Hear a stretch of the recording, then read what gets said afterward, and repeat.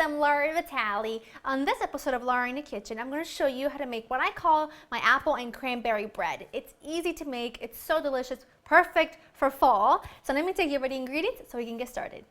You're going to need some all-purpose flour, plain old sugar, some grated apples, sweetened cranberries, these are dried, eggs, vegetable oil, some whole milk, baking powder, salt, cinnamon, an orange, some vanilla extract, and a few additional ingredients to make like a streusel topping for it, which I'll show you in just a few minutes. But now let's get started. The first thing you want to do is get your oven preheated to 350. The second thing you want to do is take a 9 by 5 inch loaf pan, spray it with nonstick spray, lay the bottom with parchment paper. You're good to go. Okay, so let's mix up the dry ingredients first.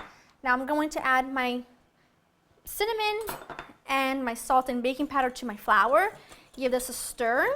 Now, if you don't want to use dried cranberries, you don't have to. If you don't want to use orange zest, you don't have to.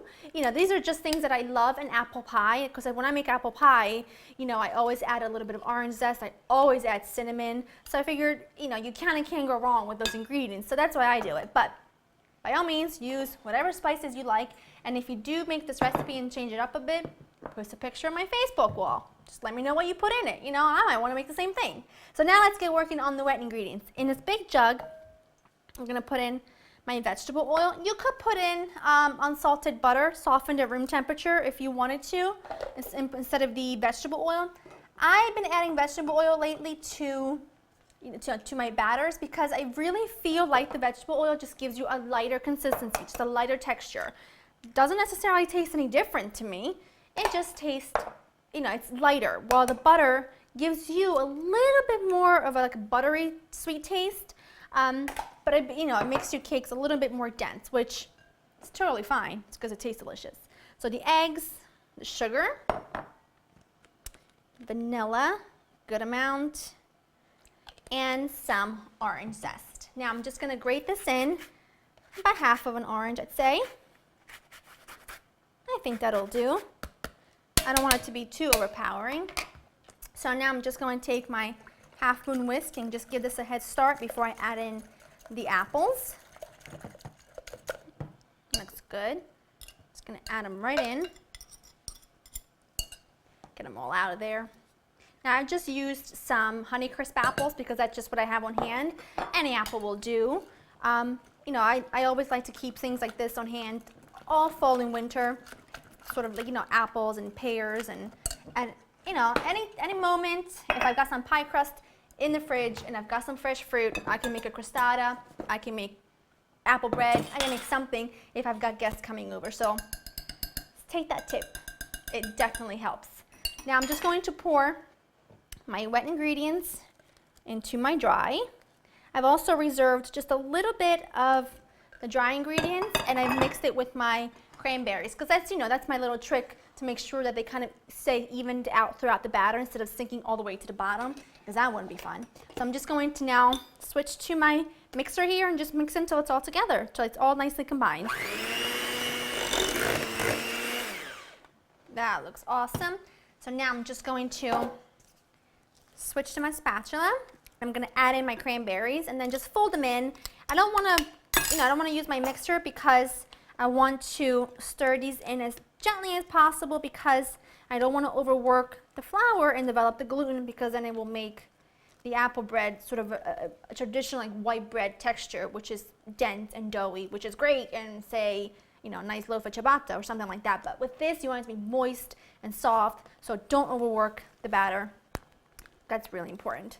So now that you got that done, just pour into your 1985 loaf pan like I've got. And then just try and get it as even as possible. Get it all out of there. I love this loaf pan. I've had this loaf pan since I probably moved to the States, so we're talking more or less about 14 years. That's why I said get it going, because, you know, it never fails me. I've had that for so long and it's just works wonders. So now to make the topping. What I've got here is some brown sugar, tiny pinch of cinnamon and salt, and some all-purpose flour. I'm just going to give this a head start with a spoon just to kind of mix those dry ingredients together a bit, and then that's good enough. And then I'm going to put in some cold unsalted butter, and I'm using a pastry cutter. You can use a fork. It'll do exactly the same thing. And just cut it in until the butter is just cut into smaller pieces, and it's just, you know, evenly spread out throughout the dry ingredients. That looks great. Out. And now lastly, I'm going to fold in some walnuts. You don't have to if you don't want to. These are just some chopped walnuts. Love walnuts, and I like the crunch that it provides. So, like I said, if you don't want to, don't, but I'm going to. And I'm just going to take this mixture and sprinkle it all over the top. And some of it will melt down into the batter. Some of it will crisp up on top. It's pretty much going to do whatever it wants to do, but I can guarantee you it's going to taste amazing. So, and then you've got that evenly throughout the top.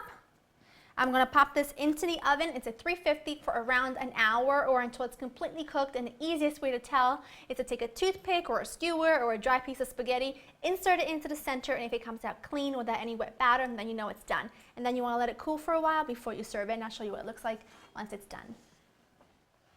My apple bread baked for about an hour, and I've let it cool for around 20 minutes, and I just put it on this platter. It's time to dig in, and I'm going to tell you, it smells incredible in here. Like the whole kitchen just smells of apple and cinnamon and orange. Nothing wrong with that. Oh, just gotta give this a little taste. I'm gonna take this piece right here, the crunchy topping.